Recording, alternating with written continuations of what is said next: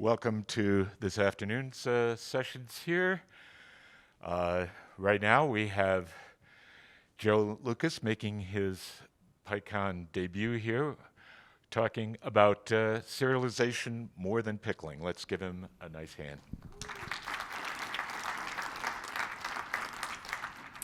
Thanks, everybody. So this is serialization. The alternative title could have been serialization and unopinionated introduction. We'll talk about pickle and some other formats and kind of compare some of the pros and cons. I won't be using slides. I'll be doing this out of Jupyter Notebooks. So for anyone who is not familiar with the format, we kind of have these editable sections where we're going to run some code and see the outputs. The notebooks are available at this repository. And during the presentation, I'll be using the eBird API as an example. And I think during everyone's Python journey, there comes a time when it would be useful to have like a publicly available API that you could test some stuff with. Here they'll give you an API key. They have a bunch of different APIs you can hit. And so I think that's a cool service they provide. And so I'd encourage everyone to check that out. And then I'd also like to plug Operation Code, which is a nonprofit that gets veterans and their families started in careers in software development. So if you're someone who could benefit from some mentorship or interested in mentoring folks like that, check it out. So starting with some definitions, serialization, it's converting data into something that can be stored, transmitted, or reconstructed later. It's not the act of transmitting or storing those, it's just converting that data into that format, often like a byte stream. So, what order do we put all these bytes in so that we can reconstruct it on the other side? And also, it's worth saying that deserialization is sometimes hard, right? We have to establish these standards, and you'll often see deserialization bugs causing security vulnerabilities. So the two main categories of serialization are plain text, so you could open the file and read it, or binary, where that's not going to be possible. We'll mainly be talking about binary serialization here, but we may talk about plain text a little bit.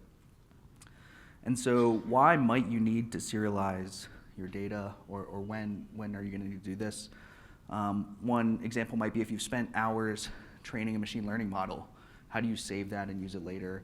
How do you ship it into production? How do you share it with a colleague, right? Because you don't want them to have to go through that retraining process.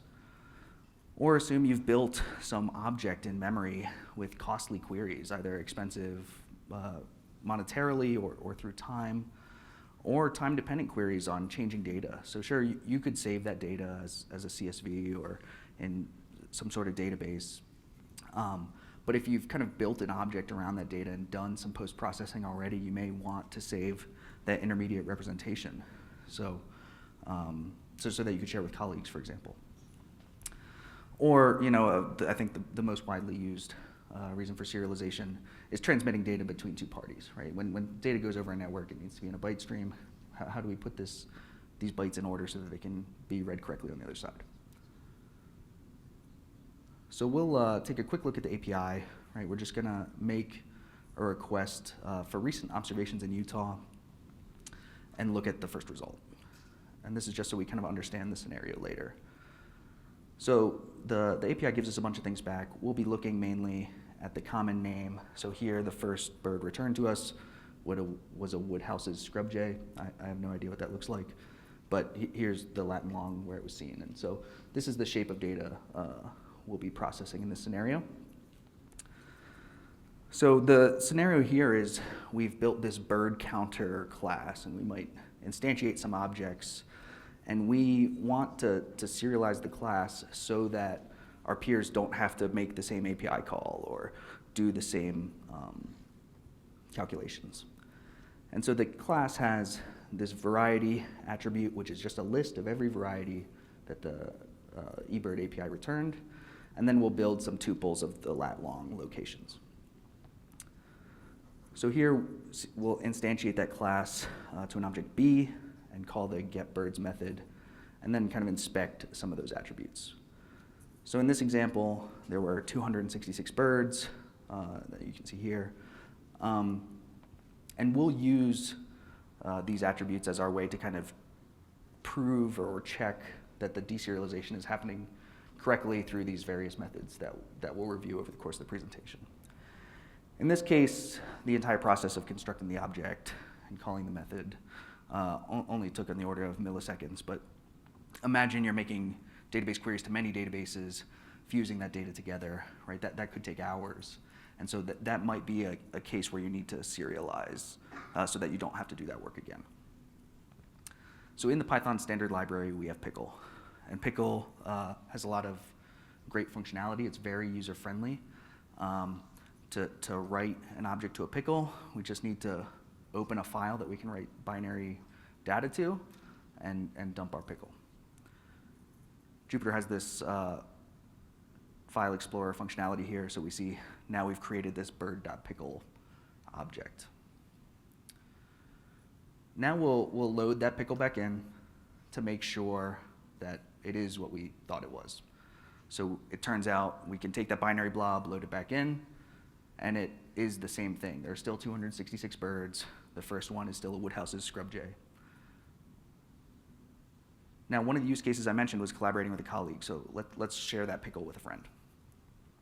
So in this new notebook, it's a whole separate kernel. None of the variables or anything else are shared with the other notebook. So our friend is going to run the exact same code we just ran to load the pickle. And they can't do it. They get this weird attribute error. And getting this error was actually the thing that motivated me to write this talk. So I was building a capture the flag competition, and I wanted competitors to be able to submit trained machine learning models that I would then test. But I didn't want to care about what libraries they were using or what structure it was. So I wanted them to be able to use scikit-learn or PyTorch or TensorFlow. And I wanted there to be a really low barrier to entry to them submitting these things. I didn't want them to have to submit a whole bunch of extra metadata for me to understand. We'll come back to that. But the bottom line with this error, for anyone else who encounters it, is that pickle doesn't work kind of like a zip file. It doesn't like pack everything that you'll ever need into this blob. Instead, it's this like really fascinating, and there are great articles about this that I won't get into, kind of stack-based virtual machine, and it has these reference systems.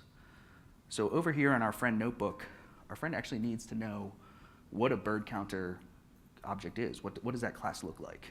And so if they define that class over here, now they can load that pickle successfully and see that there are 266 birds, one of which was a Woodhouse's scrub jay. It's important to note that our friend didn't actually like run any of that code. They just referenced the object or the class definition. So they didn't have our API key to run that query. This object was reconstructed from the binary pickle. Like we never called the constructor or any of the other methods. So some pros to pickle, right? It's in the standard library. I think everyone should have a slight bias towards importing new libraries if they can. We didn't have to define a schema, which we'll talk about before, but like a system for defining the data and its types. And pickle is really well documented, so it has some sharp edges and has been used kind of nefariously in other examples. And so the documentation is phenomenal, right? They provide some guidance on using it safely. They compare it with JSON. They talk about the structure of the format, so there's actually different protocols for a pickle that you may want to use at various times. And then they define what can be pickled or unpickled, and we'll talk about that a bit too. So some cons are this security consideration I keep alluding to, and I'll demonstrate that later. And it's only interoperable with Python. So if you're working in an enterprise and you think, I need to persist or serialize this object, and it may need to be read by some Java code later on, pickle might not be the best format for you to do that. And as we saw in the other notebook, load still requires access to the class definition. Something I recently learned is that pandas has a pickle method for arbitrary data, not just data frames. So if you have pandas laying around, you can pickle stuff with pandas there. There's some other cool things built on top of pickle. So shelve is this kind of database construct where you can have a key that's a string, and then a value is anything that can be pickled. And so now you can kind of reference your pickled blobs in an organized key value structure. So in this example, if we wanted to create one of these new bird counters every day, we could create some sort of key and then index and find these blobs. Joblib is also kind of a cool library. It uses pickle under the hood, but has some optimization for large NumPy arrays, and so that's the recommended solution for scikit-learn models. And this idea of like, hey, maybe there are optimizations we can do and we know something about the data structure is really important. So we'll see later on when we talk about schema, but the more you know about what you are serializing, the more you can optimize for speed or space. Some other interesting projects here are icepickle. So it's a safe way to serialize and deserialize linear scikit-learn models, and I think it's worth looking at here.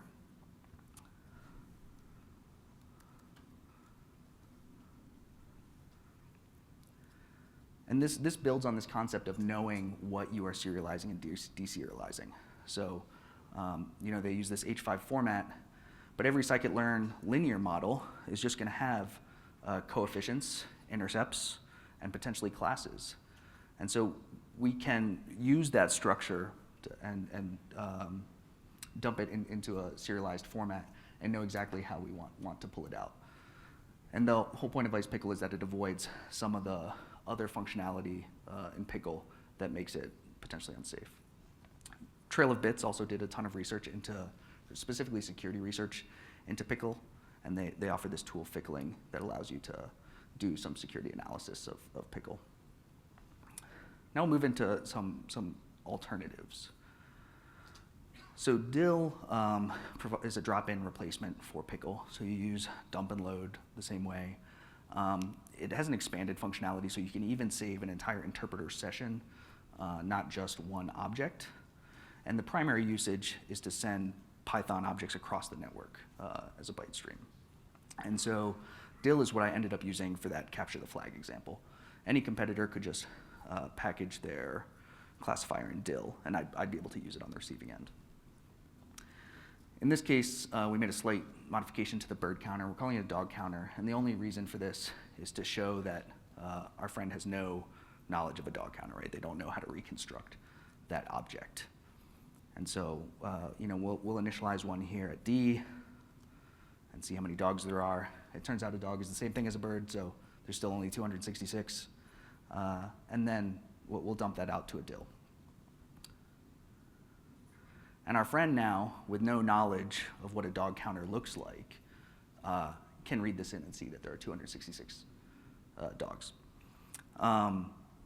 So we can see that there's this drop-in functionality gives you a lot more, but it potentially comes at some trade-offs, and we'll address that later. Another alternative is message pack. So this is binary serialization, so everything will be compressed down to binary format. And they advertise it's small and efficient, and they actually provide kind of wrappers to dump and load so that you can use those same methods that you're used to. There's kind of an important distinction here, though, when we look at how we would actually implement this in message pack. And all we serialized were the class attributes, not the entire object. And so when it comes time to deserialize, we need to unpack those attributes and reinitialize a new object, right? And that is effective in this case, but may not be something you want to do in every case. And this has to do with the types of data that message pack knows how to convert into a binary serialization format. So up until this point, we haven't really had to worry about schema. We've just been able to take our objects and dump them into a method and then pull them out on the other side. Everything after this point, we're going to need to think more about defining what those objects are. So the first one I'm going to talk about here is Marshmallow, which has some nice integrations for Flask and Django. And here in Marshmallow, we're using kind of this dictionary construct to define our schema. And if you remember from the class definition, variety is a list of strings, and locations is a list of tuples of floats. Right, so we define that here. And we're still referencing that same kind of first object, B. And then we dump that actually to a JSON. And then our friend here can do some interesting things.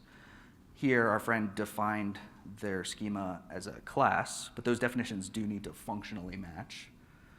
And then Marshmallow provides a whole bunch of functionality because it knows the schema. It can help you out. And so here's like a post-load decorator, and it does what we did with message pack. It unpacks the attributes and uses it to reinitialize a new object. By knowing the schema, Marshmallow can also do a lot of other like data validation things that you're not going to get with dill or pickle because they're schema agnostic. So now that we've defined a schema, here our friend can open this JSON and see again that there are 266 birds. And after this talk, I'm going to have to look up what a Woodhouse's scrub jay looks like. I'll say each time I've done this, like rehearse this talk, it's been a different bird, right? So I haven't been able to. Yesterday was an American bald eagle. I thought that was really cool. The day before was a crow. That would have been boring. So notice how for both the message pack and Marshmallow, we still need to have the bird counter class defined because we're going to reinitialize an object through it, which we didn't need to do in dill. And this makes me think a lot about the kind of Star Trek transporter debate about like, do the transporters kill you? Are you the same person on both sides of the transport? And this is kind of the same idea here. And then also note that for Marshmallow, the thing sent over the wire was JSON. So if you have things that are not easily turned into JSON, you'll have to write some serialization or deserialization functions yourself. So some other things that fall into this category of know the schema in advance are Avro and protobuf, and they're like very robust solutions that I'm not going to go into here. They deserve talks of their own, and I think there was a great protobuf talk earlier. But they are in the same class of know something about your schema, compile it down to a binary format, send it over the wire so that we can be super efficient and then provide some other functionality. It's also worth talking about JSON because we've been using this eBird API and it's communicating JSON back and forth.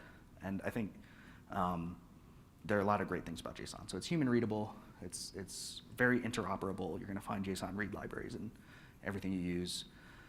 Some cons, though, are that it attaches the schema every time. So when we like open up a JSON object here, it's going to have the schema in it, right? Like it's going to have the words, variety, and location. And because we used a very wide JSON here, where variety is this huge list, we probably won't notice that in terms of size.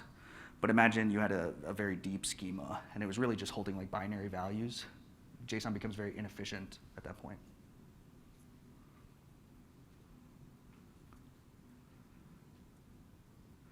So we can talk about time and space a little bit. This is going to be very unscientific. We're going to just serialize the same object that we've been dealing with and kind of measure it across all these different libraries. But I'll say you'll get very different behaviors based on the shape of your data. And so understanding your data format and what you're trying to serialize is kind of important to doing this rigorously in a way that's useful for your application. So in JSON here, I think we normally see on the order of milliseconds for this object, 12 kilobytes. Pickle is going to be faster, probably. Yep, there we go. So half a millisecond and a little bit more compact. Here's the cost I alluded to with dill earlier. Dill did a lot for us, but it's slow, right? Like it's slower than JSON, and it's basically as big as JSON here in this example. And I could see that becoming worse in other examples. Message pack is nice and fast and pretty small as a binary format. And then Marshmallow, I think, is reasonably quick, but a little big because it's packing some of that schema data into the packet. So far, we've also talked, about pretty standard types like ints and strings and lists, but these don't necessarily hold or are not serializable in every format.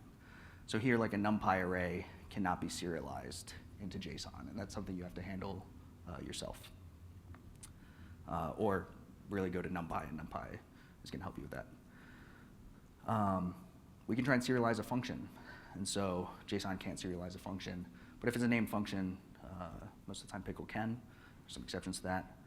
But pickle cannot serialize a lambda, because every lambda is named lambda. And so it has a lot of trouble with that. And it's worth calling out, these are not earth-shattering discoveries. I talked about the pickle documentation, and it calls this out really explicitly. And so if you are kind of shopping around for a serializer, I really recommend reading that documentation page. Next, I think we need to talk about why products like Avro and Protobuf are really useful. And at least for me, their main kind of value proposition has been schema versioning and evolution. So we can think about a schema as a point-in-time snapshot of what we expect something to look like. So here's a fake object, right? It has these two attributes. We can create one, and we can dump it to a pickle. But let's say a new dev joins the project a year later, right? And when they go look through the code, this is what a fake object has evolved to at this point, right? It has this C attribute. When they go to load this old pickle, it doesn't have the C attribute. And so this evolution and the inability of kind of more naive serialization solutions to handle it can cause a lot of edge cases, and your code may behave unexpected ways or not at all. And this may not matter for kind of like hobby learning projects, but it becomes important when you think about like client-server architectures. So if you have a lot of clients serializing and sending you data, you might not be able to rely on them all updating when you update your schema at the same time. And so being able to version or evolve your schema and have your app handle that kind of at the serialization layer can be really nice, because then you're not going to have to write all that like kind of weird business logic for handling these different cases. I don't think we can have a talk about pickles without highlighting the security thing. I don't want to kind of just blow past that here. So pickle uses this dunder reduce when deserializing the pickle. And here, it needs to return this tuple. But in this case, instead of returning, hey, here's how we actually construct a bird counter, we're going to return a call to a system command, right? Which is obviously not something we want. And so when we dump this pickle and our friend goes to run it, okay, they ran the pickle. But it turns out that that system command ran. So, you know, we did echo this as bad, right? So we just provided code execution, which obviously is dangerous. So in conclusion, you know, your serialization format is a design decision that impacts many things, speed, interoperability, and security. And you need to choose the right tool for the right job. So I think you'll see some kind of absolute articles on the internet kind of saying like never use pickle. I wouldn't go that far. I think pickle is like a really nice tool. And you just need to understand when to use it, what its limitations are. I wouldn't recommend that everyone goes out and starts implementing Protobuf, right? Like that is a heavyweight solution that may not be necessary for your needs. So kind of think about your data structure, think about how your data structure may or may not evolve, and then pick a format accordingly. Thank you for your time. All right.